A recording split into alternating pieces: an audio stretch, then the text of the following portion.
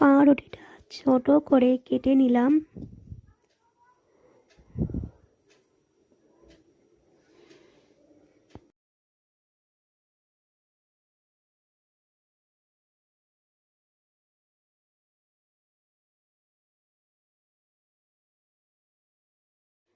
ঘি বা সাদা তেলে পাউরুটিটা ভেজে নিলাম। পাউরুটিটা ভাজা হয়ে গেলে গরম দুধ, ফোটানো দুধে চিনি, কাস্টার্ড দিয়ে এবং ড্রাই ফ্রুট দিয়ে দিলাম।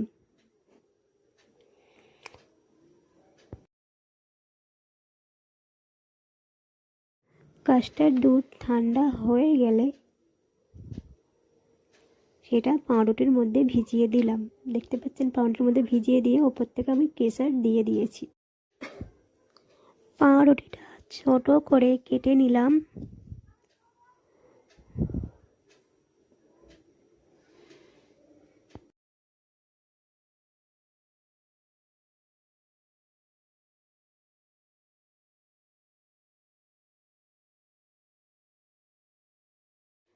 ঘি বা সাদা তেলে পাউরুটিটা ভেজে নিলাম। পাউরুটিটা ভাজা হয়ে গেলে গরম দুধ, ফোটানো দুধে চিনি, কাস্টার্ড দিয়ে এবং ড্রাই ফ্রুট দিয়ে দিলাম।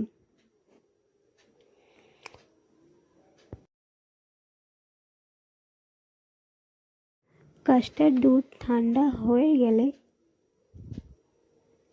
সেটা পাউরুটির মধ্যে ভিজিয়ে দিলাম। দেখতে পাচ্ছেন পাউরুটির মধ্যে ভিজিয়ে দিয়ে ওপর থেকে আমি কেশর দিয়ে দিয়েছি।